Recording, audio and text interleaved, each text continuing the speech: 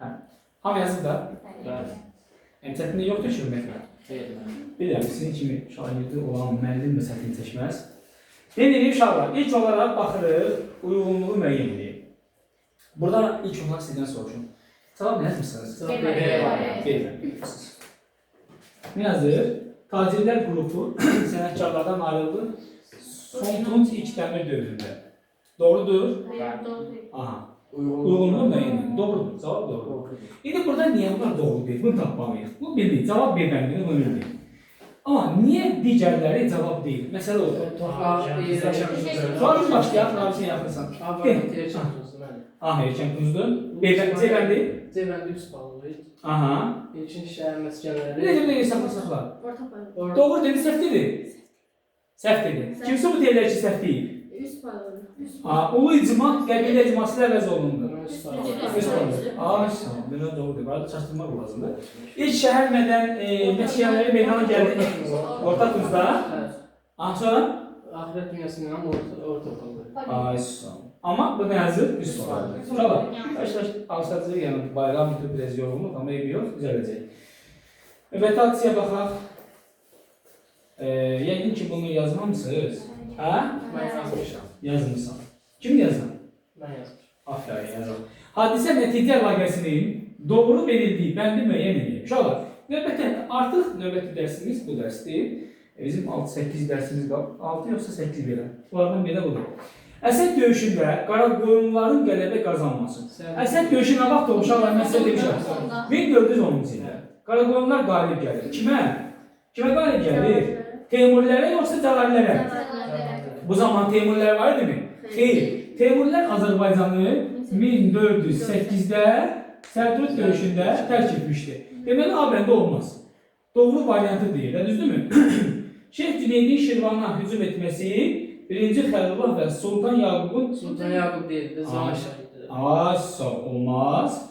Sultan Süleymanın Avropaya yürüşər etməsi Səfərli Osmanlı müharibələrində fasilə yaranması. Aha, bu doğru variantdır. Şah 1-ci İsmailin Şirvanşahları tabi etməsi Şirvan Bəylərbəyliyi meydan.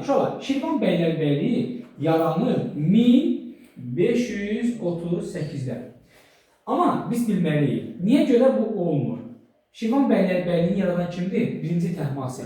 Növbəti 2-ci dərsimiz olacaq, yəni 1-ci bu olacaq, Qarabağarlılar, sonra isə Səfərlər. Yəni, yadda saxlamalıyıq ki, Şah İsmail Şirvanşahları tabi eləyir. Amma Şirvanşahların varlığından son qoyub Bəylərbəyliyi yaradan kimdir?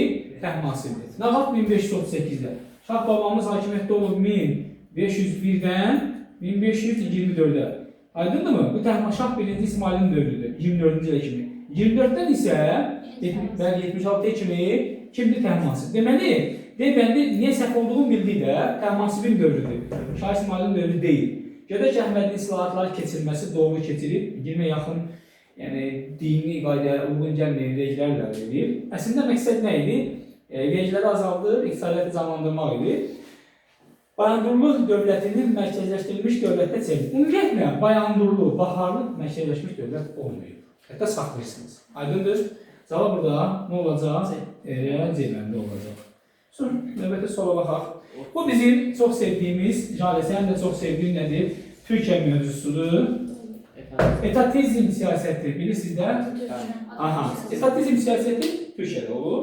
Və məqsəd nədir? Daxili iqtisadiyyatı, daha doğrusu ölkə daxilində olan sahibkarlığı milli kapital əsasında inkişaf etdirməkdir. İndi burada nə yazmışsınız cavabsız? 2-4-dür. Azad ticarət inkişafına mani olur. Mani ola bilmir. Baxın, diqqətlə baxın. Son cavab özü təqsim et. İnkişaf varsa azad ticarətə mani olmaq olmaz. Ticarətə azadlıq verə bilərsən ki, inkişaf edəsən. Aydındır. Belə şeylər fikir versəniz cavabı çıxacaqlar. Belə biz bu sualın cavabı dəqiq bilirik. Amma azad ticarət varsa inkişaf var. İqtisadiyyat inkişaf edəcək. İqtisadiyyatın inkişafına mani olan nə ola bilər? Yəni hər hansı bir qadağalar, təzyiqlər, hər hansı inzibati belə deyək də nəzarət, başa düşdünüz? Sovet dövründə iqtisadiyyatda inzibati nəzarət var idi. Bu təbii ki, müxtəlif maneələridir. Bu maneələr də inkişafa imkan verməz. Amma nədir? Azad ticarət inkişafına mane olurdu. Xeyr. Yəni bunlar iqtisadiyyatı inkişaf etdirmək, ölkə daxilində olan milli kapitalı inkişaf etdirmək, sahibkarlara dəstək olmaq üçün etatizm siyasətini yeridir. Çünki xarici kapital axını edə bilərdi və yerli, yəni ölkə daxilində olan milli kapital nə ola bilərdi? Davam gətirə bilməzdi, sıradan çıxa bilərdi. Mahiyyətinə müəyyən edir. Deməli, bir yanlışdır. Əksinə dəstək verirdilər. Ölkə ticarətini, iqtisadiyyatını inkişaf etdirmək istəyirdilər. Ona görə mane olmazlar. Başa düşdünüz? Aydındır, biri çıxırıq. Aha, xarici kapitalın fəaliyyətini məhdudlaşdırmaq. Doğrudur. Xarici kapitalı məhdudlaşdırırlar ki, ölkə daxilindəki milli kapital, karşılar dəstək olsunlar. 2 varsa, mütləq biz C bəndindən çıxırıq. Düzdür? Sonra baxırıq. Dövlətin iqtisadiyyata müdaxiləsinin qarşısını almaq, yəni müdaxilə almışlar, milli burjuaziyanın mövqeyini möhkəmləndirmək. 2, 4. Kim yazmışdı bunu? Eyvallah. Düz yazmışsınız? Dəqiq. İndi əvvəl mən soruşmağa izah edim. İndi isə nə dedik? Sizdən soruşuruq, ondan sonra baxırıq. Göstərilənlərin nəticəsidir. Buradan cavab. Qarı nə yazmışsan? A yazmışsan. Ələskər yazmışsan? D. D yazan kimlərdir? Aha, sən D yazmışsan. Sən İmran, sən A yazmışsın. D yazmışsın, sən D yazmışsan. İlahi sən? D yazmışsan. Rıza sən? E yazmışsan. A yazmışsınız. Sən A yazmışsan. Gəlin baxalım. Göstərilən, yəni bu verilən A-la B, yəni xüsusiyyətlər burada hansına aiddir? Azərbaycan kəndlərində təbəqələşmə gücləndi. Təbəqələşmə güclənirsə 1870-dir. Buna baxmayın. Kəndlərdə, kapitalist kəndlərdə. Bilirsiniz ki, torpaq alqı-satqı obyektinə çevrildi. Kəndlərə torpağı almaq imkanı varsa, yəni sahibkarın belə deyək, asıllığından qurtulmaq imkanı verir. Başa düşdünüz? Diqqət edirsiniz ki, bu burjuva islahatlarıdır. Özündə kapitalist meyillərini, kapitalist qaydalarını əks etdirdiyinə görə, yəni azad ticarətə imkan yarattığına görə buna burjuva islahatları deyilir. 1870-ci il cavab A bəndidir. Başa düşdünüz? Bu islahata görə kəndlilər feodal asıllığından azad olurdular. Kimin ki pulu var idi, yəni əkib becərdiyi torpağı əmlakına çevirirdi və mükəlləfiyyət daşımaqdan azad olurdu. Aydındır? Kimin ki yox idi, hələ də nə vaxt alıb əmlakına çevirəcəkdirsə əkdiyi torpağı, o zamana qədər mükəlləfiyyət daşıyırdı. Yerə gəlmişkən, mükəlləfiyyət sözünün mənası nədir? Nə demək uşaqlar mükəlləfiyyət? Siz demişsiniz? Vergi mükəlləfiyyət, yəni vergi deyirik biz. Məcburi deyil, deməli məcburi görəcəyimiz iş. Həmin kəndlərdə bəylər üçün məcbur işlər yürüdü. Torpağını əkirdi, becərirdi, məhsulunu yığırdı, döyürdü, amara yığırdı. Başa düşdünüz? Yəni mükəlləfiyyət bu idi. Qarşılığında heç bir şey almırlar. Deməli, Azərbaycanda kəndlərdə təbəqələşmə baş verdi. Əlavəsini deyim, torpaq alqı-satqı obyektinə çevrildi. Başa düşdünüz, bazar münasibətlərində şərait yarandı. Baxın, kəndlərdə kapitalist münasibətləri formalaşmağa başladı. Kapitalist deyilsə, bu A bəndidir. Heç baxın, 2-ci Aleksandr tərkibçiliyi ləğv edir. 2-ci Aleksandr tərkibçiliyi ləğv edib Rusiyadan 1861-də. Bunun Azərbaycanın aidiyyəti var. Başa düşdünüz? Vahid kənd icmasının yaradılması 1865-dir. Orada həyata saxlayırsınız, hər hansı bir kapitalist münasibətlərinin şərait yaradacaq bir addım atılmır. Ceybəndən çıxırıq. 47-ci ildə bilirsiniz ki, sahibkar kəndlərinə bağlı verilən qərardır. Əsasnamədir, kənddə münasibətləri qaydaya salmaq üçün bir əsasnamə hazırlandı. Dövlət kəndi bəndi, bunu yazan kimləridir? Bəndi yazan kimləridir? Uşaqlar, kapitalist münasibətlər deyilsə 70-ci ildir. Aydındır? Dövlət kəndlilərinin köçmə hüququ ləğv edilməsi. Aha, dövlət kəndlilərinin köçmə hüququ nə vaxt ləğv edildi? Mən dünən demişdim sizə. 1853. Biz mülakilərdə Qazan xanın hakimiyyəti ilə 1303-də. Bu oxşarlığı nədir? Oxşarlığı nədir uşaqlar burada? Kəndlilər bir yerdən başqa keçmə qaranmır. Baxın, Çar Rusiyası dövründə kəndlilər bir yerdən başqa keçməsi hüququ əlindən alınır kəndlilərdən 53-də. 70-ci ildə kapitalist münasibətlərinə görə, yəni bu burjuva islahatlarına görə artıq bu qadağı aradan götürüldü. Kəndi istədiyi yerə köç edə bilərdi. Cavab nədir burada? A bəndi. Sonra, gəlin də buradan baxaq da 34, sonra 35-ə baxaq.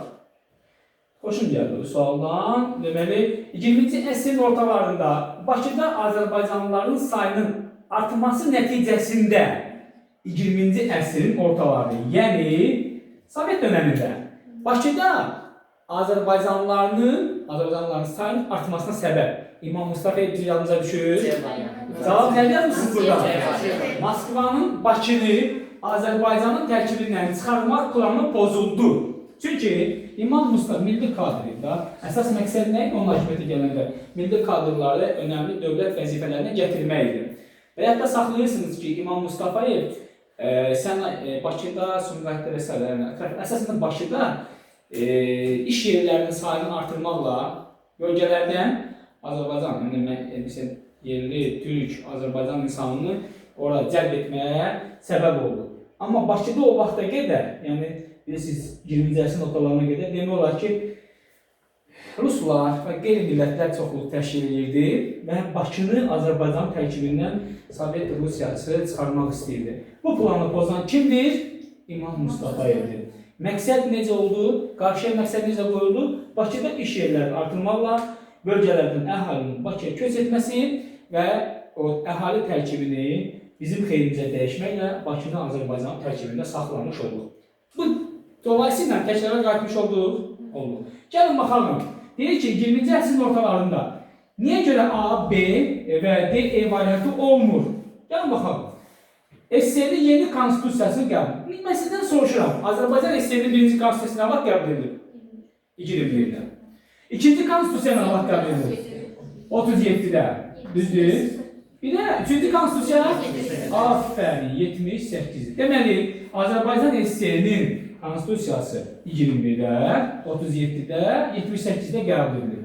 Amma bizdən nə istəyir bu? Ortalarda. Görürsünüz, 21 ortaları deyil, 37-də, 78-də sonlardır. Ona görə A bəndi olmur. Baxaq B bəndinə. Mərkəzi hakimiyyət Azərbaycanlara qarşı repressiya tədbirləri artırdı biz 30-cu illərdə. Bəli, 53-ə kimi bu davam edir. Olar mı? Niyə olmadı biz bunu tapsaq, bizim qarşımızda hər hansı bir sualın çətinliğini çəkməyəcəyik. Aydındır? Niyə olmadı? Bu 37-də olur. Axundov Azərbaycana rəhbərlikdən uzaqlaşdırdı. Bu bilirsiniz 69-dur. 69-cu ildir. Sonra ermənilərin ərazi iddialarına son qoyuldu. Ermənilər hələ ərazi iddialarını arzulayırdılar. 60-cı illərdə, 65-də yenidən başladılar. Onun qarşısı alındı. 80-ci illərdə, yəni hələ onların ərazi iddiaları hələ bu gündə mövcuddur, bilirsiniz də, yəni onların konstitusiyasından o çıxarılmayıb. Deməli, cavab uşaqlar, niyə olmadı bildik, cavab cevabdır. Sonra, baxaq, nə deyir? İndi siz deyin, görün, nə deyir? Xəritədə göstərilən dövlətlərin deyirsə, deməli, burada bizdən 2 dövlət istəyəcək. 17-ci əsr tarixinə aid oxşar cəhətləri müəyyən edir. Xəritədə hansı dövlətlər göstərir? İspaniya, Fransa, düzdür? Gəlin baxalım. Dənizlərdə hökmranlıq uğrunda mübarizə aparırdılar. Xeyr. Onlar İspaniya mübarizə aparıb İngiltərəyə. Bildiniz? Yəni nə deyir? Oxşar cəhət. Bir getdisə, A bəndi, D bəndini çıxırır. C bəndində çıxırır. Ərazilərində katolik kilsəsi hakim idi. 17-ci əsrdə. Hakim idi yoxsa yox? Hələ bir mövzunu inşallah keçəcəyik. Aha. Hakim idi yoxsa yox? Cavab verə bilirsiniz ki, sən keçmişik. Bax, nə yazmışsan burada? Mən C yazmışam. C yazmışam. Baxaq. Bir getdi Cavit. Cavit eləməyə əlavə. Monarxların hakimiyyəti parlament tərəfindən məhdudlaşdırılmışdı. Fransada var idi, amma İspaniyada yox idi. 30 illik müharibədə iştirak etmişdilər. Aha. Məsələşmiş dövlətin yaradılması başa çatmışdır. Doğrudur. Ərazilərində 2, 4, 5. Cavab verməlidir. Ərazinin katolik kilsəsi var idi, hakim idi. Bildiniz, aydındır. Növbəti sual. Desən, evet, getmək tələsir uşaq. Biraz onu necə eləyimiz? Biraz onu sağ ol. Etatizm siyasətini gördük, sonra növbəti. Bu getməmişdən qabaq xahiş edirəm. Bu sual, yəni keçdiyimiz dərsdir. 38-ci sualı nə yazmışsınız? Mən heç baxmamışam burada nədir, cavab nə hansıdır. Nə yazmışsınız? Hamı evlərini yazır? Hamı? Ələskər? Ev olmuşsan? İndi sən izah elə görün ki, niyə evləndə yazmışsan? B yazmışsan. Deyir ki, Elxani hökmdarı Qazan xan Əbu Səidin hakimiyyəti dövrləri üçün ümumi cəhətdir. Sən də deyil yazmısan. Yerli feodalların Monqollardan asıllığının güclənməsi. Bu ola bilərmi? Niyə ola bilməz? Çünki yerli feodallardan. Kimlər asıl edir yerli feodallardan? Qazan xan hakimiyyətə gələndə hansı addım atdı? Aha. Qazan xana qədər dövlətin idarəçiliyində yüksək vəzifələrdə kimlər dururdu? Köçəli Monqollar. Düzdür? Ay sağ ol. Deməli bu variant cavab doğru ola bilərmi? Əksinədir. Yerli feodallardan asılı idilər Monqollar, köçəli Monqollar. Aydın oldu. Niyə görə deyəndə olmadı? Tapdıq. Mərkəzi hakimiyyətə qarşı qiyamlar baş vermişdir. Əbu Səidin dövründə də baş verir, Qazan xan dövründə. Ha, torpaq və vergi islahatının keçirilməsi. Torpaq islahatı kim keçirir? Onların dövründə istifadəsiz qalmış torpaqlar necə adlanır? Hayrat. Bilirsiniz də ilk tane satmağa icazə vermirdilər. Həmin o belə deyək. Həmin o əhali də paylanırdı və hərbiçilərə də, yəni hərbi xidmət göstərənlərə də iqta kimi verilir. Bəli. Bilirsiniz ki, həmin ilk tane satışı da qadağan idi. Bilirsiniz ki, ən bizim mübahisəli, etirazlarla, belə deyək, narazılıqla qarşılaşan islahat hansı idi? Vergi islahatıdır, düzdür? Amma əhalinin sosial durumunu yaxşılaşdıran addımlardan biridir. Bilirsiniz niyə? Dünən demişdim. Verginin yığılma vaxtı, onun nə qədər yığılacaq həcmi dəqiqləşdirildi və insanların görə biləcəyi yerdən asılmışdır. Faktiki hakimiyyətin çobanların əlində olması. Bu kimin dövründədir? Əbu Səidin. Qazan xan ola bilərmi? Xeyr, ola bilməz. Qızıl Orda hökmdarının yürüyüşünün baş verməsi. Bu Əbu Səidin dövründə var, Qazan xanın dövründə yoxdur. İndi biz baxırıq. Qazan xanın qarşı 1295-də Əbu Səidə də qarşı bilirsiniz, Əbu Səid hakimiyyət idi, amma Mosul Əmir Çobandarı idi. Xorasanda baş vermişdi 1318-də. Deməli cavab nədir? Mərkəzi hakimiyyətə qarşı kim eybəndi yazmışdı? Aferin uşaqlar. Deməli siz artıq başa düşmüsünüz. İndi çox getməyin, zəhmət olmasa. Bilən baxaq. Geri qayıt. Tamam, aydın. 37 qaldı. 37'ye baxaq. Ha, bunu biləcəksiniz. Eramızın, tamam yazmışsın burada. Şahar ne yazmışsan? Nə? Eybəndi, öyle təşkilişən. Baxmamışım, cavab doğru, səhvli bilmirəm elə. A yazmışsan. Rabin sən? Sən yazmışsan? Təşəkkür edirəm yazmışsan. Sən A yazmışsan. İmran sən? Əfəndilər, siz? B yazmışsan. Sən? B. Biraz rahat değil, mən işdə bilim. Bilal sən? A yazmışsan. Rıza sən? A yazmışsan. Rıza niyə A yazmışsan? Onu izah edəcəksən. Həbbə sən? B yazmışsan. Ay maşallah. Samira sən yazmışsan? A. Sözə düşdün də. A yazmışsan. Samira izah edə bilərsən ki, A variantı doğrudur. Yəni, eramızın 1-ci əsrində Albaniya-Roma münasibətlərinə dair düzgün, yəni doğru fikirləri tapmalıyıq biz. A deyirsən. Niyə A deyirsən? Əvvəl zəhmət olmasa izah elə. Ha, sən bunu çəkinirsən. Telefon səni çəkinir ax. Aytaç, izah elə zəhmət olmasa. B yazırsan. B-nin doğru olduğunu sübut edər. Roma İmperiyası Parfiya qarşı Alban və İberlərdən istifadə etmək istədi. Roma İmperatoru Parfiyaya qarşı Alban və İberlərdən istifadə etmək istəyirdi. Aha. Bu düzdür. Sənə görə düzdür sonra. Və üçü götürmüşəm. Pompeyin Dəniz Qafqaz yürüyüşünü Rusluqla nəticələndir. Benim lazım. Pompeyin Cənubi Qafqaza yürüyüşü bizim eramızdadır. Eramızın əvvəlidir. Deməli, özdə uğurlu olub. Hətta bunu bil-bilin qarşıdırır da indi insanı. Ki, bu eramızdadır, yoxsa eramızın əvvəlidir. Dəfələrlə demişəm ki, bu bizim eramızdan. Pompeyi görürsə, bizim deyil, bizim eramızın əvvəlidir. Və Pompeyin etdiyi yürüyüşlər uğurlu olub. Hər iki döyüşdən nədən istifadə etdi qalib gəldi uşaqlar? Hərbi hillədən. İki döyüş olub. Hansı döyüşlərdir? Qanlıq və kül. Birinci kül olur, yoxsa qanlıq? Kül olur. Neçənci ildə olur? İkinci, hər ikisində Albaniyanın məğlub olmasının səbəbi nədir? Bəli, Pompeyin hərbi hillədən. Pompey imperator ya sərkərdə? Sərkərdə idi. Düşün ki, imperator ola bilməz. Sərkərdədir. Özdə uğurlu olur. Ona görə biz nə edirik? Üçü getdi. Bax, üçü çıxdı. Neçə variant çıxmış oldu uşaqlar? Deməli, 3 variant çıxdıq. İndi qaldı. 2 doğrudur. Aferin. Bax biz bilirik ki 2 variant. Burada 2 doğrudur. Yəni nəticəni təhlil eləmir ha. 2 doğrudur. Düzdür. Roma imperatoru, yəni partiyaya qarşı Albaniyada istifadə eləmək istəyirdi. Hə, indi biri nəyə baxmadı? Albanlar partiya təhlükəsinə qarşı Roma ilə yaxınlaşdılar. İndi bu variant var. Bir də baxın, Alanların yürüyüşləri Romanın bölgənin işğal etməsini asanlaşdırdı. Sizcə asanlaşdırdı, yoxsa çətinləşdirdi? Asanlaşdırılması təhlükə. Niyə? Çətinləşir. Niyə soruyorsunuz? Gör nə deyir burada? Alanların yürüyüşləri Romanın bölgəni işğal etməsini asanlaşdırdı. Əgər Alanlar nə vaxt yürüyüş edib uşaqlar? Birinci əsrdə Roma bizi işğal edəməyib, baxın. Diplomatik əlaqələr, siyasi əlaqələr var idi. Romanın işğalı eramızın əvvəldir. Ona görə 4 olmaz, var mənim. Aydındır.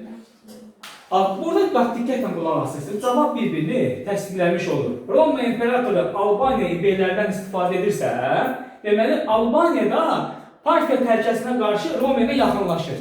Roma ilə yaxınlaşanda, Romada Albaniya və İberlərdən gücləri, başa düşdünüz, onlardan partiyaya qarşı istifadə edilməkdir.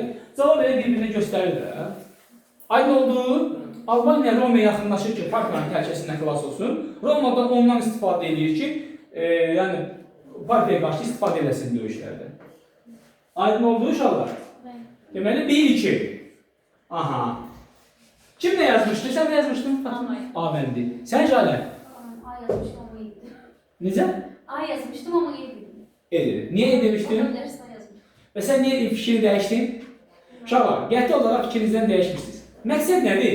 İndi ola bilər bayramda yorğunsuz, yəni başa düşürəm, amma biz neyləməliyik? Daha sevgi ilə, daha çox çalışmalıyıq və təhlil etməliyik. Biz sualın içindən tapa bilərik. 3 mütləq ki yanlışdır. Alanların yürüyüşü, ümumiyyətlə hər hansı bir xarici yürüyüş digər işğala yol açacaq.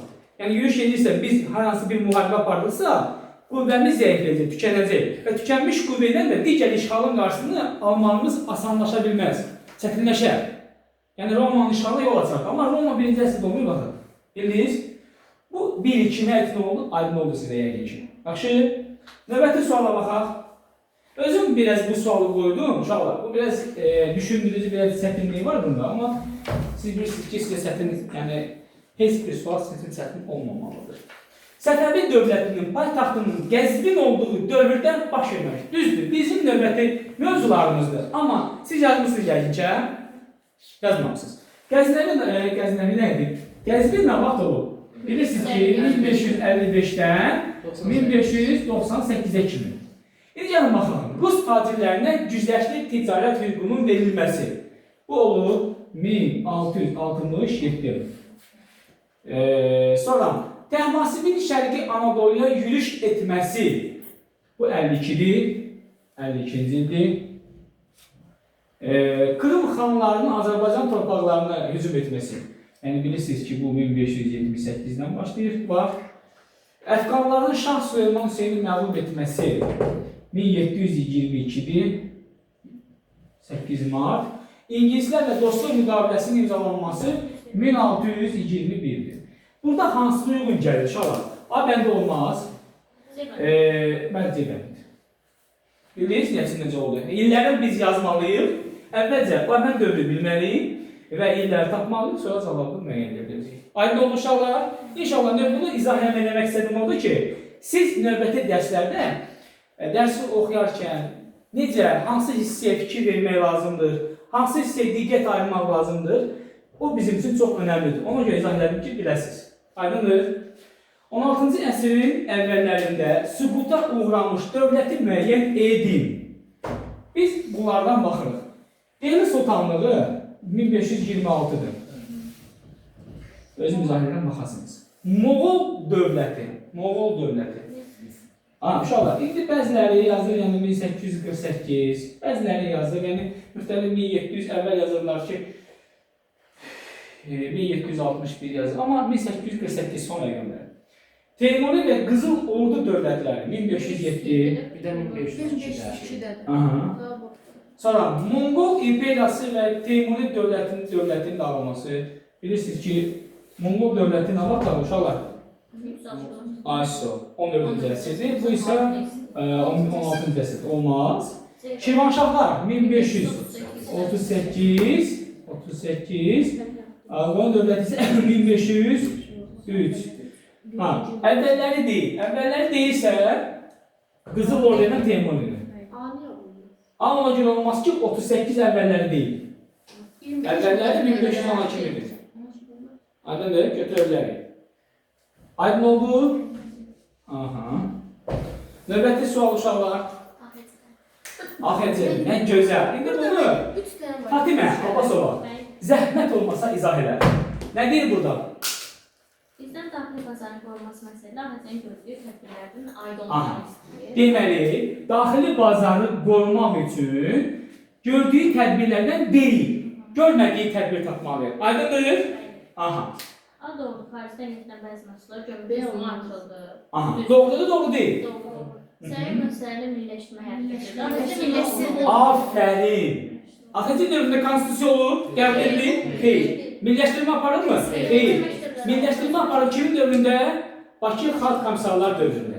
Aydındır?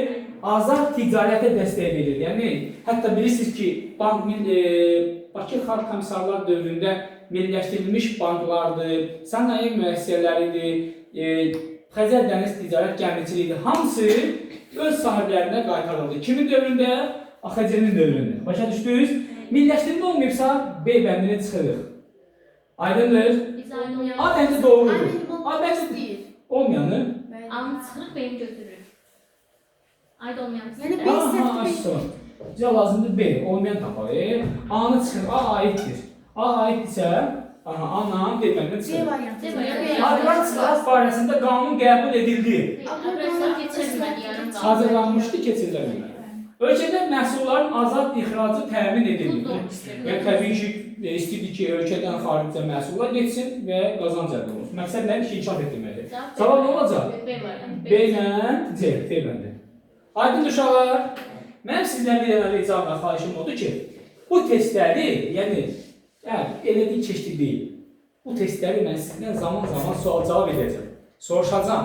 Bunu test xatirinə, işləmə xatirinə eləmirəm. Mən bir izah eləmək istədim odur ki, siz bunları bilmirsinizsə və yaxud da unuda bilərik, amma keçmişik də təkrar yadımızda qalmalıdır. Aydındır? Aha, bura zəhmət olmasa. Bu suala vaxt axırıncı dəstədə baxacaq uşaqlar, buna ehtiyac yoxdur. Bunu istəsə izah edə bilər, amma keçək bura. Konferanslar, ay maşallah, konferans, Paris konferansı, Washington konferansı. Bunu bilməsəniz, bilin ki, ömürlük bizim üçün nədir? Cəza etmiş olarsınız. Paris konferansı və Washington konferansı, bilirsiniz ki, 1-ci Dünya müharibəsindən sonra dünyada yeni nizam, intizam yaratmaq və düzen qurmaq üçün çağırılmış konferanslardır. Burada iştirak etməyən ölkələr kimləridir? Məğlub ölkələr. Yəni, Almanya, Osmanlı, SSR. Düzdür? SSR iştirak, Sovet Rusyası iştirak edəmir. Daha doğrusu SSR 22-də yaranmır, orada SSR yox idi. Aha. Sizcə cavab burada hansıdır? Mən deyim. D yazırsan. İzah elə abi, niyə D yazırsan? Mən birdə A variantı düzdür. Avropa və yaxın şərqdə sərhədlər dəyişdi. Doğrudur. B variantına Sovet Rusiyasının təzminat qulluğu verilmir. Xeyr, əksinə, onun məğlub olub, ona nəfəs nə verə bilər ki? Millətlər Cəmiyyəti yaranır. Yaranır, doğrudur. 19-da yaranmışdı. 45-də hansı ilə əvəz olundu? BMT, aferin. Bəs NATO-na vaxt yaran uşaqlar? Ay, sağ olun. İkidə mənim A variantı səhvdir, Renkəmin faktdır. Nə vaxt olub Reykjavik faktı? 25-də. Amma Washington konferansı 21-22, düzdür? Aha. Çin müstəqilliyi Tanındı, aferin. C variantı səhvdir. Almanya ərazisi 4 işğal zonasına 2-ci Dünya müharibəsində, bilirsiniz, Potsdam konferansına bax, 1945-in iyununda. Yəni yayındır. Başa düşdünüz? Deməli, Reyn təminat vaxtına vaxt uşaqlar? 25-də. Lozanna konferansına vaxtı? 23-də. Sədabad vaxtına vaxtı? 37. Kimi dedi o 20? 37-dədir. Bəs Montreal konferansı? 36. Və deyin görün uşaqlar, Rapolda sazişi? 22. O Rapoldo 22. 22. Güney Konferansı 22. həmin o Rapaldo sazişi Güney Konferansında imzalanıb. Bəli. Rapaldo sazişi hansı dövlətlərin iqtisadi blokadan çıxmasını təmin etmiş oldu? Rusiya. Sovet Rusiyasından Almanya. Aydındır? Yadda qalar. Deməli, burada olacaq A bəndi. Paris Sülh Konferansında nəticəsində Avropada yaxın şərqdə sərhədlər dəyişdi, millətlər cəmiyyəti yarandı. Biri A-nan C-dir. Biri A-nan C isə deməli bunlar 7. Deyilən E bəndən baxırıq. 2-yə baxırıq. Reyn təminat vaxtı 25-dədir. Bu isə 21-22-də olmaz. Ha? Ha. Eyni variantdır. Texnik səhv oldu. Bəndə olur səhvlər. Ha. Yəni bu onu tez görürsünüz. Aha. Uşaqlar, indi buradan mən izah edəcəm, planşet üzərində izah edəcəm. Siz zəhmət olmasa, edirsiniz, baxırsınız. Deyəsinə, siz izləyirsiniz sadəcə olaraq. Əfəndim? Ha, Qubalı Fətəli xanın Azərbaycanın cənub torpaqlarını tərk, bax, uşaqlar bir neçə dəfə təxmin edeyim, yadımda qalır bu 2009-un qəbul sualıdır bu. %100 bu formada, bu mövzudan düşmüş sualdır. Mən sizə bunu izah edeyim, növbəti dərslərimiz bunlardır. Çətin bir şey yoxdur bizim üçün onsuzda. Qubalı Fətəli xanın cənub torpaqlarını tərk etməsinin səbəblərindən biridir. Rusiya bu görüşə qarşı çıxması. Eynisi ilə bax bu formada düşmüşdür. 1784 1784-də olur. Bu yürüşdə məqsəd nədir? Cənubda möhkəm ümumiyyətlə Qubalı Fətəli xan Azərbaycanın cənublu şimalını birləşdirmək istəyirdi. Rusiya da özünün cənubunda böyük bir dövlətin yaranmasını təbii ki istəmədiyi üçün buna etiraz edir və Qubalı Fətəli xan geri qayıtmağa məcbur olmuşdur. Unutma, yadda saxlayırsınız, Qubalı Fətəli xanın cənub torpaqlarını tərk etməyinin səbəb nə oldu? Aha, nə vaxt baş vermişdi bu? 84-də. Deməli, Şirvanşahlar dövlətinə vaxt söhbət edib uşaqlar? Nə vaxt yaranıb? İdarə edilmiş, Şirvanşahları idarə etmiş sülalələr? Kəsanilərin ilk nümayəndəsi? Birinci müəllif. Bəs bilirsiniz, 3-cü Məmçöhürün xarici siyasətdə, ənənəvi siyasətdən imtina eləmişdir. Kimlərlə dostluğa imtina elədi? Bunun qarşılığında kimin hücumuna məruz qaldı? Neçənci ildə? 23-də. Şirvanşahlarda ölkənin şimal əraziləri təhlükəsizliyi təmin etmək məqsədi ilə qalalar, bürclər dikdirib, dərbənd sədri təmin etdirmiş və paytaxtı Bakıya köçürmüş hökmdar kimdir? Hakimiyyət illəri kimdir? Kim köməkliyi ona köməkə gəlməsinə? Şəmsəddin evləriniz. Şəmsəddin evləriniz nə vaxt böyük Atabəy titulu alır? Şəmsəddin evlərinizlə, Fəzl ibn Məhəmmədlə, Əbləsvar Şavurla, Məzman ibn Məhəmmədlə, Yusif ibn Əbu Sadla, bunlar ümumiyyətlə sadaladığım şəxslərin tarixdə kimlərə qarşı mübarizəsi oxşardı? Güclərə qarşı. Güclərə qarşı. Deməli, gəlin bura baxalım. Bu sualı kim izah eləsin? Əvvəlcə sən izah elə Rəna, sonra digərləri bir-bir izah eləyəcək. Görün bunların yanından səsi gəlir, yoxsa həqiqətən. Mən oxuyum, sən izah elə. Erkən orta əsrlərdə paytaxt olmayan şəhərləri müəyyən edin. Boğazım qurudu inşallah. Allah, aha. Deməli biz baxaq görək. Əvvəlcə bu şəhərlər hansılardır? Şirvanşahlar. Aha. Bir gəl baxaq. Əvvəlcə dedim qoy əfəndilər də bilsin. Bir hansı şəhərdir? Bir Gəncədir. Gəncə hansı dövlətin paytaxtı olur? Erkən orta əsrlər deyilsə hansı dövrlər nəzərdə tutulur? 3, 11-ci əsrlər. 2 haradır? Ərdəbil. 5, Təbriz. 3, Marağa. Marağa hansı dövlətin paytaxtı olur? Sazilərin. Təbriz, Rəvvadlərdən başlayır. Ərdəbil, Salarlı. Nə deyir ki, paytaxt olmamış şəhəri müəyyən edir. Burada Bakıdır. 4. Aydındır? 3. Hansı dövlətin dedik? Marağa hansı dövlətin paytaxtıdır? Sacilərin. Aha. 2. Ərdəbil hansı dövlətin paytaxtıdır? Salarlılar. Salarlı dövləti kim yaradır? Neçənci ilə yaradır? Nə vaxtda kim mövzuda olur? Sonuncu hökmdarı kim idi? İbrahim ibn Mərzban. İbrahim ibn Mərzban taxtdan salıb Rəvvadi dövləti yaradan kimdir? Neçənci ildə yaratdı? 971-də birinci Ləşkər tərəfindən yaradılmış dövlət. Mərkəzi? Gəncə. Aydındır. Gəlin belə sual verim sizə. Yəni, vergi işini nizama salmaq, maliyyə işini qayda salmaq üçün Azərbaycan tarixində ilk dəfə qanunnamə qəbul etmiş hökmdar Mərzban Məhəmməd. Bir də ki, qonşu ölkədə alınacaq xərac məsələlərində, torpaq vergi mükəlləfiyyət məsələlərində burada öz əksini tapırdı. Salahilər dövründə Azərbaycan tarixində ilk dəfə hərbi gəmi üzmə, hərbi gəmi olmayıb. Deməli, hansı ticarət gəmiləri? Misal üçün, yazıla bilər ki, sual qoyula bilər ki, feodal dağınıqlığı dövrü, yəni bu bildiyimiz, sadaladığımız ölkələr, dövlətlər olduğu dövrdə şimaldan gələn təhlükələrin qarşısını, yəni Xəzər dənizində gələn təhlükələrin qarşısını ala bilməməyimizin səbəbi nə idi? Hərbi donanmanın olmaması, bir də vahid dövlətin olmamasıdır. Bu iki səbəb nədir?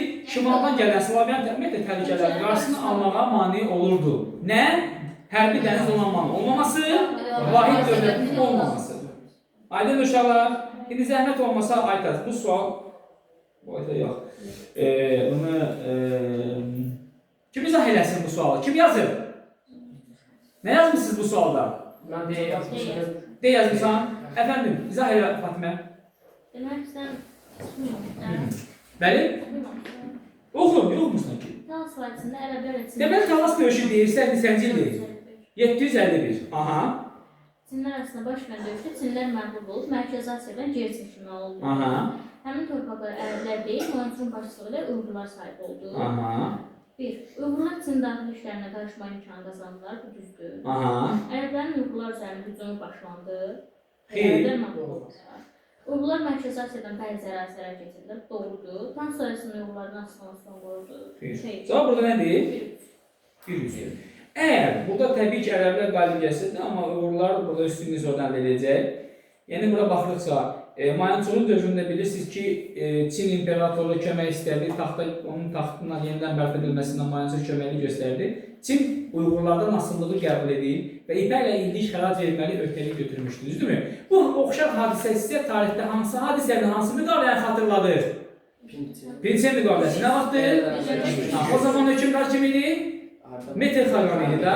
Meter Xaqan kiminlə bağlamışdı? Hansı suları ilə? Yox, Sin var, Xan idi. Xan sülaləsinin dövrü nə vaxtdan başlayır? Nə vaxtda kimi?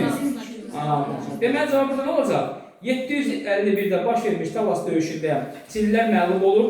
Nəticəyə fikir verirsiniz. Mərkəzi Asiyadan keçən Çinlilər üçün nəticəsi İpək yoluna nəzarətini bitirir və Uyğurların əlinə keçmiş olur. Uyğurlar Mərkəzi Asiyada bəzi ərazilərə keçirir, Çinlilərin daxili işlərinə qarışmış olurlar. Aydındır, yadda qalacaq. Həmişə biz çalışaq ki, biraz çətin, biraz düşündürücü suallara baxaq. Yəni, bu sualları mən sizdən soruşacağım indi. İndi testin axırında soruşacağım yeni sizdən. Əlinizdə qalsın.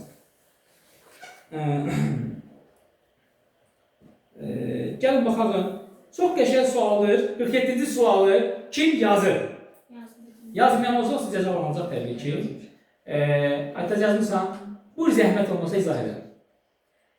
Sən İstədim Günay izah edəsin. Niyə? Günay izah edəsin, zəhmət olmasa. Hansı sən testin? Baxırsan da yaxşı. Zəhmət olmasa uzadım. 12-ci əsrin birinci yarısından fərqli olaraq, 2-ci yarısında Şirvanşahlar dövləti xaricisi. Aysa. Deməli, 1150-yə qədər deyil, 1150-dən sonraki dövrü bizdən istəyir. Aydındır? Gəlin baxalım. 1195-dir bəyan tərəfləşməkdən. 1195, yoxsa 1192? Kimin dövründə? Həm də mənim xarici siyasət soruşur deyə onu cavab götürmür. Aferin. Niyə görə götürmür? Aha, dövlətin xarici siyasətinə aiddir deyirsə... Paytaxtın köçürülməsi dəqiqət edilir, bax bu məsələlər, incə məsələ. Sən burada yanlış elədin. Cavab səhv edilməsində. Bax, paytaxtın köçürülməsi məsələsi nədir? Daxili məsələdir, aydın düzdür. Amma bizə nə istəyir? Xarici siyasət. Deməli biz uşaqlar ilk olaraq və xüsusi diqqət yetirilməli olduğumuz məsələləri sualı oxumalı, anlamalı və bizdən nə istəyir təhlil etməyə bacarmalıyıq. Bax, daxili məsələlər, düzdürmü? Gəlin baxalım. C rəngindən birinci Axsiyan öz nüfuzunu Şərqi Gürcistan yaymışdır. Belə bir şey olmuşdu mu? Xeyr. Gürcülərlə dostluq münasibətini bərpa edir, Səlcuqlarla, başa düşdüyünüz Atabəylərin asılını qəbul edir. Qızıl Ordu, baxın, Qızıl Ordu nə vaxt gəlir? 13-cü əsrin sonu. Bizdən nə istəyir? 12-ci əsr. Əmir Teymur ümumiyyətlə 14-cü əsrdir. Başa düşdünüz? Olmaz. Üçüncü mənci ürünün mərkəzləşdirilmə siyasəti aparılması. Ümumiyyətlə, üçüncü mənci ürün, mərkəzləşdirilmə siyasəti aparılırsa, bu ölkənin daxili siyasətinə aiddir. Düzdürmü? Yəni, bilirsiniz də, 3-cü mənci ürün 1120-dən 1160-a, yəni 12-ci əsrin ortalarına düşür, 2-ci yarısına düşür. Düşsə də, amma əsas onun ömrü 1-ci yarısına düşür. Heç bunu qoyduq kənara. Əsas məsələləri, bunun apardığı mərkəzləşdirmə siyasəti ölkənin xarici siyasətindən bağlı deyil, daxili siyasətidir. Gəlin baxalım, nədir? 2-ci yarısında Şirvanşahlar dövlətinin xarici siyasətinə aiddir. Səlcuqlarla dostluq münasibətlərinin bərpa edilməsi. Kimin dövrüdür? 1-ci Axsiyanın dövrü. Neçənci il? 1160-dan sonra. 1196 kimi. Başa düşdünüz? Aydındır. Zamanla 1196 kimi biz bu hakimiyyət dövrünü götürdük. Amma o vaxtda 18-də 1157-də artıq parçalanır Səlcuqlar. Cavab niyə A bəndə oldu? Aydın oldu bizə? Aha. Növbəti suala baxaq. Növbəti suala nə deyir? Zəhmət olmasa, çox qəşəng sualdır, çox aydın sualdır. Bir daha, Günay, sənə izah verirəm ki, sən izah edərsən. İzah elə. Yazmısan mı bunu Günay? Hansı variantı yazmısan? E yazmısan. Niyə E yazmısan? Zəhmət olmasa izah elə. Tez elə. E yazmaq istəyibsən, əcəb edibsən. Amma izah elə. Niyə görə E bəndidir? 5-ci əsrin birinci yarısında hakimiyyətdə olmuşdur. Hakimiyyəti dövründə yeni Avropa Müzesi yaradılmışdır. Ölkəmiz mədəni həyatında ciddi dəyişikliklər. Bu Kimdir? Asörgen. Marifləndirmə səsi. Asörgen. O Alban hökümdarıdır. Baxın, tutaq ki, bax bizə buradan Fatimə zəhmət olmasa, xahiş edirəm, izah elə ki, bizə aydın olsun. Sən necə bunu tapıbsan? Necə təhlil? Hatta ki, sən üçün qaranlıq qalıb. Hökümdarların hakimiyyət dövrünü götürürük, təhlil edirik. Buradan neçəncilər hakimiyyətdə olur? 4-cü əsr. Bizdən nə istəyir? Yəni 313-dən 371-ə kimi hakimiyyətdə kim olur? Urnayev. Bizdən istənilən əsr nədir? 5-ci əsr. Urnayev özü də mədəni həyatda hər hansı bir hadisənin həyatda qalmayıb. Keçək. Birinci Vaçaqan isə Vaçaqan. Bu ölkəni birləşdirib. Yəni Qoçaq Vaçaqan, Cəsur Vaçaqan deyilir. Ölkəni birləşdirib. Buna verilən xüsusiyyətlərlə bağlı hər hansı bir oxşarlığı yoxdur. Özdə bu 3-cü əsrdə olub hakimiyyətdə. Olmaz. Oroyus eramızdan əvvəl olub hakimiyyətdə. Bu isə bizim eramızın 5-ci əsrdə istəyir. Çox rahat sualdır əslində. Və 3-cü Vaçaqan isə Mömin Vaçaqan. 2-ci yarısı. Bilirsiniz, 488-dən 500 söhbət 10-a kimidir. Başa düşdünüz? 500 10-a kimidir, hakimiyyətdə olub. Yadda qalar. Amma bu nə deyir? Bilirsiniz ki, 1-ci yarısını deyir. 3-cü Vaçaqan isə 2-ci yarısındadır. Ona görə cavab Asörgendir. Aydındır. Ne yazmışdınız burada uşaqlar? Nə yazmışdın Jalə? Vaçaqan yazmışdın. Aydın oldu sual necə və cavab nədir? Hər kəs aydın oldu, eləs ki, sən nə yazmışdın? C yazmışdın. İndi aydın oldu sənə. Niyə görə Vaçaqan olmadı? Təhlil edə bildik. Sən nə yazmışdın İmran? Mən B yazmışdım. B yazmışdın. Aferin. Aytad nə yazmışdın? Yazılmamışdın. Sən? E yazmışdın. Aydın oldu sizə. Hər kəs aydın oldu, sən nə yazmışdın cavabı? C yazmışdın. Sən Həbibə? E yazmışdın. C yazmışdın. Sən Bahar? C yazmışdın. İndi hər kəs aydın oldudan biz ümumiyyətlə qalib gələ bilərik necə? Məsələni təhlil edib, bizdən nə istənildi, bizdən gözlənilən nədir və yaxud da bizim qarşımızda duran kimdir? Necə onunla mübarizə aparmalı? Yəni, kəşfiyyat vaxtı bir bölməli edə hissələrə görə, ondan sonra biz onu tapaq. Başa düşdünüz? Yəni, artıq biz sualların təhlilində problem yaşamamalıyıq. İndi gələk, bu 48-ci sual, yəni inşallah növbətdə keçəcəyimiz mövzu istəmirəm sizin başınızı xələ biləyək. 52-yə, hə? 50-yə bax. 50 var mı? 50 Aha. 49. İnşallah buna yazacaq. Hə, 50. 50 kim nə yazıb? Fatimə nə yazmısan? Sən D yazmısan. Mən D yazdım. Sən D yazmısan. Jalə nə yazmısan? Rəhman? D. Sən nə yazmısan? Bahar. İndi baxın inşallah. Jalə sən nə yazdın? Aytaz nə yazmısan? De. Gəlin baxalım. Azərbaycan Respublikasının beynəlxalq təşkilatlara üzv olmasının ardıcıllığını müəyyən edin. Avropa Şurasına 2001. MDB-yə 93. ATM 92-də, BMT-yə 92 martında. Əvvəlcə BMT-yə, sonra iyulda ATM. 1, 3, 4, 2. Var mı belə bir variant? 1, 3, 4, 2. Deyək, bəndə kim yazmışdı? Aferin. Uşaqlar, MDB nə vaxt yaradılır? 91'də. Ay sağ olun. ATM nə vaxt yaradılır? ATM. 90. ATM. 70'te 73. BMT nə vaxt yaranır? Ay sağ olun.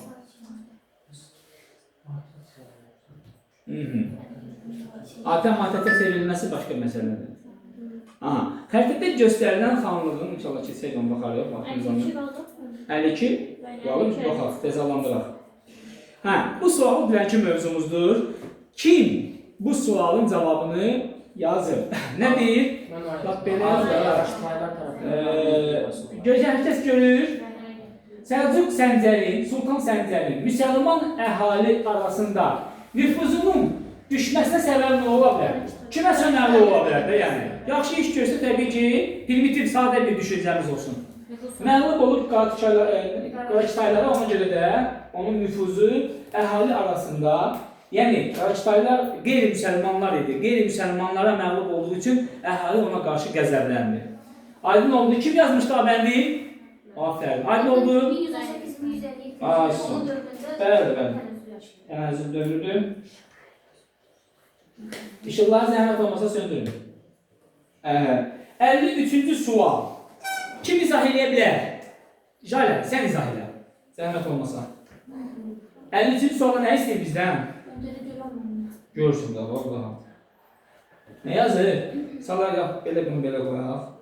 Salari dövlətinin zəifləməsi nəticələrini müəyyən edir. Yəni, Salari dövləti zəifləyir və onun nəticələri nə olur?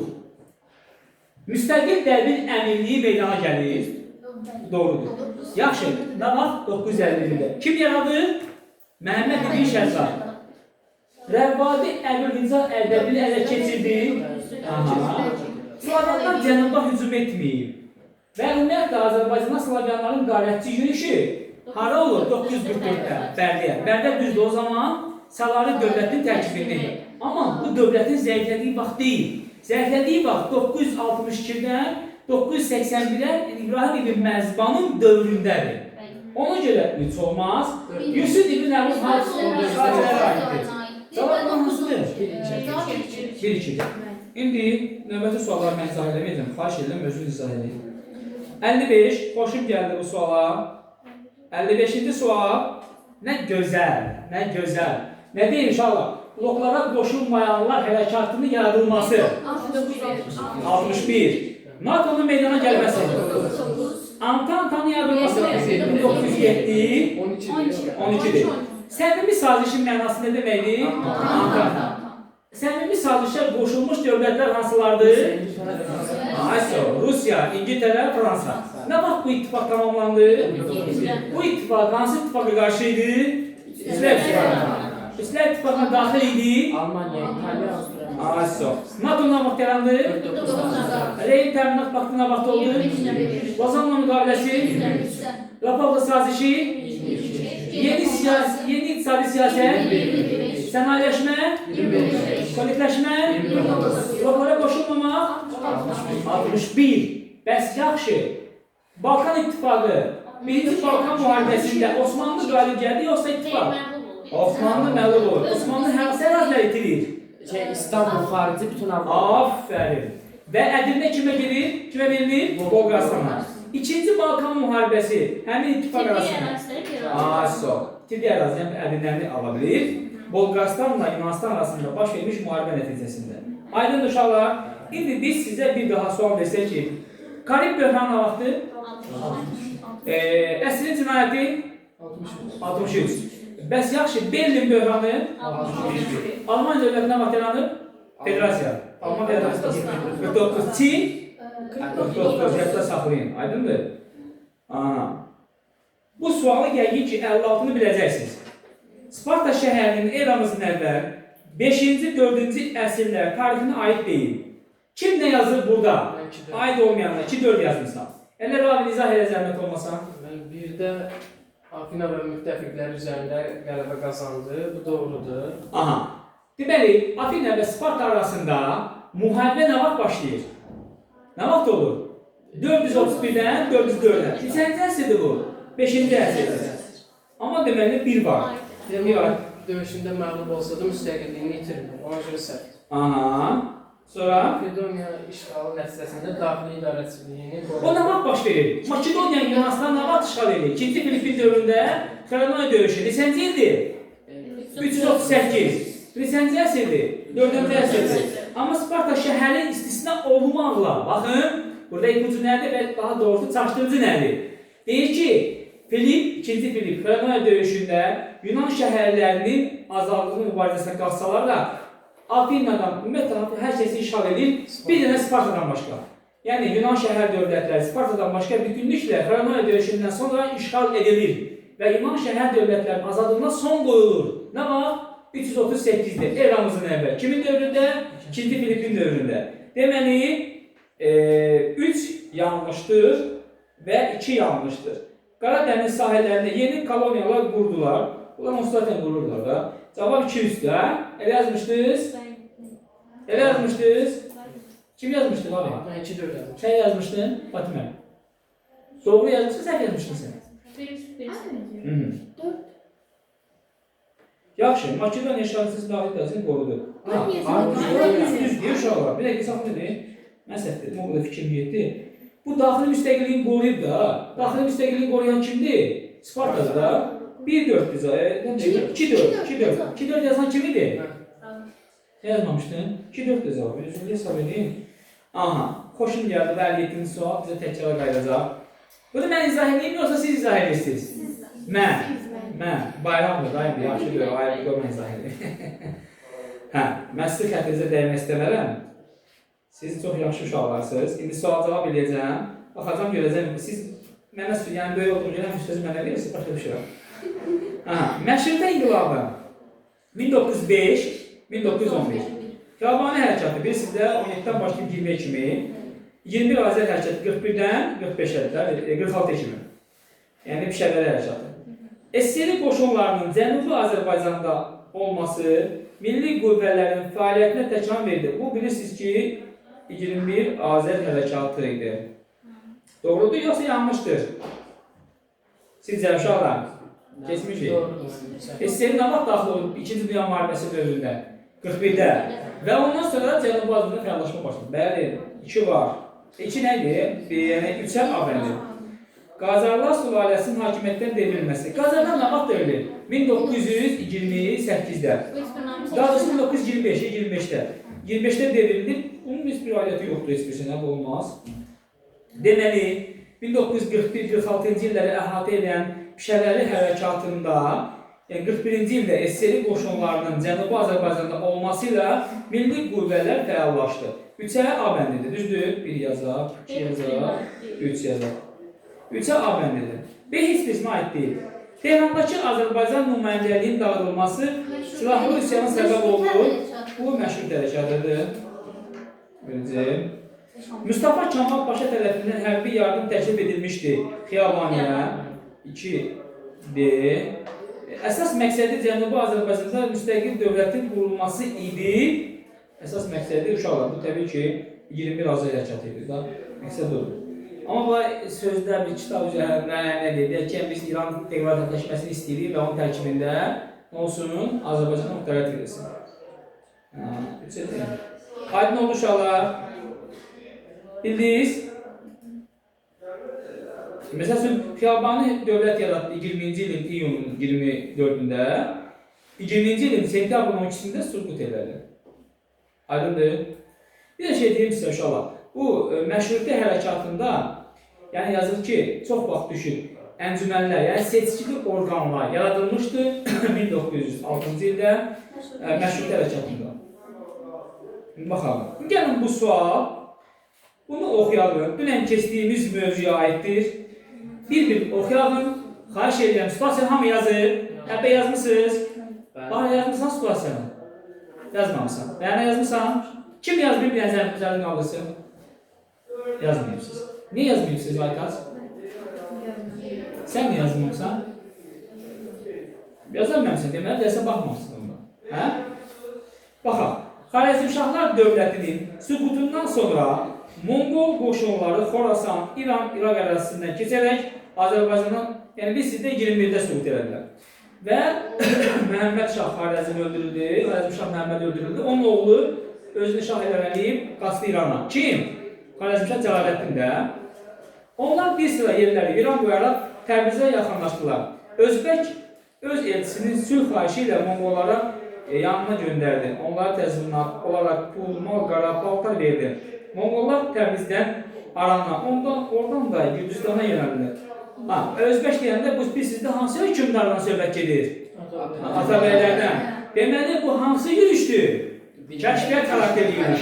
Kəşfiyyat xarakterli nə vaxt olur? 22. Kəşfiyyat xarakterli yürüşə kim rəhbərliyini?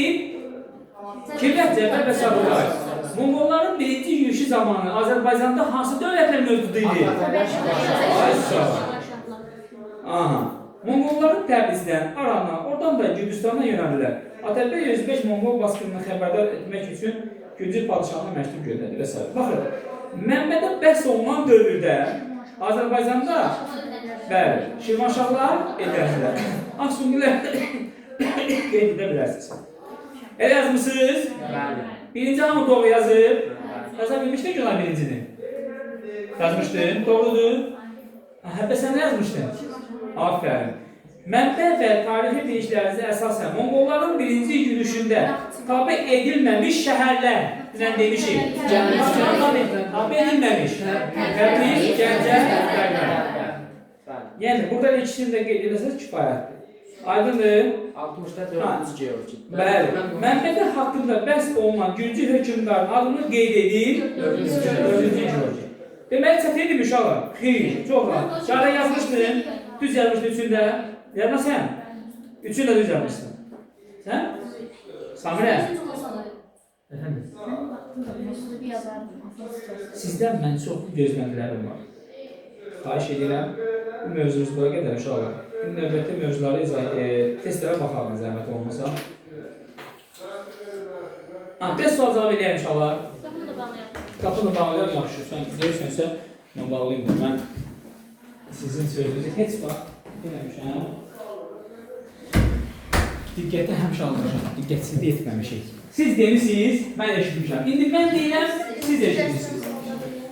Monqolların ikinci yürüyüşünə vaxt başlayıb uşaqlar. Birinci yürüyüşünə vaxt başlayıb. İkinci yürüyüşündə məqsəd möhkəmlənmək.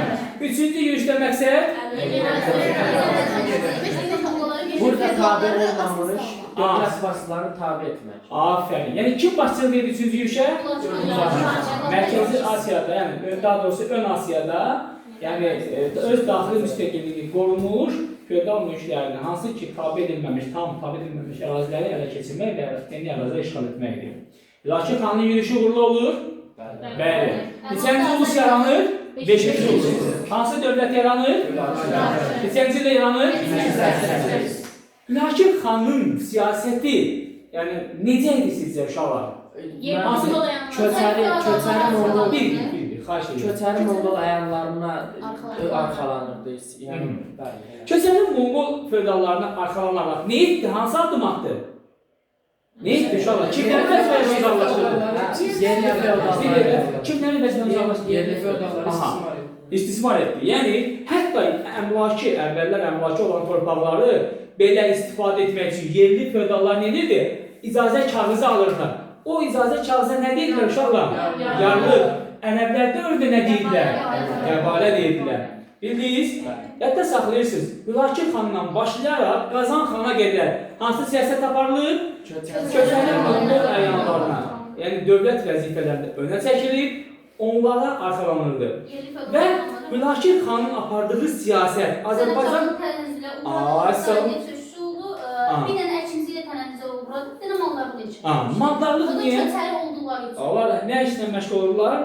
Köçəri falan. Ümumiyyətlə, bax, mənəvi, mədəni, iqtisadi həyat tamamilə tənəzzül etdi. Bax, şəhərləri dağıtdılar. Mədəni deyilik. İslam dini təqib olundu. Məscidlər, dinlə bağlı olan müqəddəs yerlər dağıdıldı. Hətta biz dedik ki, tariximizdə bəzi, yəni bizim Süleyman Əyyalı deyir ki, sarı xaç yürüyüşünə onlar bəli, adlandırırdılar. Yəni bu qədər çox sərt və qəddar idilər. İqtisadi sənətkarlıq tamamilə dağıdılmışdı, məhv edilmişdi. Sənətkarları, siz bazarlı sənətkarları apardılar, qara qoruma göndərirdilər. Aydındır. Bəs Qazan xan hansı Yerli feodallar görə icra edilməsi? Bu icra. Qazan xan yerli feodallara arxalanırdı və o islahatlar keçirmişdi. İlk öncə din islahatı keçirir və İslam dini qəbul edərək adına mahmud qoyur. Ondan sonra vergi islahatıdır, Torpaq islahatıdır, torpaq islahatıdır, məhkəmə islahatıdır. Rabitə islahatına görə nələr yaratdılar? 20 kilometrdən bir yanlar. Orada göstərilən xidmətə görə əhalinin müəyyən rüsumlar alınmırdı. Yaxşı, deyin görün, yarımçıq qalmış islahatın məhkəmə islahatıdır. Neçə ildən sonra, 30 ildən sonra olan iddialar qüvvədən düşürdü. Qazilər vəzifəyə təyin edilərək dillərindən intizam alındı ki, yəni şərəflə, vicdanla, qəlblə yerdə ifadə edir vəzifəsini. Aydındır? Bəs yaxşı deyək, Qazan xanın keçirdiyi bu islahat, aydındır, müsbət bir nəticələndirsin müsbət. Müsbətdirsə, kim deyə bilər? Rəma deyə bilərsən? Mərkəzi hakimiyyəti gücləndirir. Mərkəzi hakimiyyəti gücləndirir. Yəni Qazan xanın keçirdiyi islahatların nəticələri bir, nə baş verdi? Dağıtın tənəzzülün qarşısı alındı, Əhalinin sosial ifadəsi. ticarət sağlandı, Əhalinin sosial ifadəsi. əhalinin sosial ifadəsi. Bir də ki, labüd tənəzzül qarşısı alındı. Bu saydalarımız əsas amillər önəmlidir. Qazan xanın dövründə kəndlilərin həyatına mənfi təsir göstərən bir addım atıldı. Yəni kəndlilər yaşadığı yerə təhkim edilirlər. Neçənci ildə? 1303-də. Biz dedik ki, bəs Hülakilər dövlətinin varlığına son kim qoydu? Kim qoydu son? Hansı dövlət son qoydu? Qızılordu. Neçənci ildə? 1357-də. Hansı hökmdar tərəfindən? Canlı bəydir. Bəli. Biz sadaladıq ki, ikinci yürüşdə, hansı ki birinci yürüşdə işğal edilə bilinməmiş şəhərlər Təbriz marağı neçənci ildə işğal olundu? 31-də. 31-də Azərbaycanda Cəlaləddinə qarşı Ustad Əndər üsyanı baş vermişdi, düzdürmü? Cəlaləddin, yəni sizdə Xacə Cəlaləddin hakimiyyət dövrü 25-dən 31-ə kimi idi. Niyə görə 31-ə kimi davam elədi? Monqolların gəlişinə. Monqolların ikinci yürüşünə kim rəhbərlik edir ilahə? Zorlanmamla yox. Düzdür? 1235-ci ildə ikinci yürüşdə hansı şəhər daxilində? Gəncə.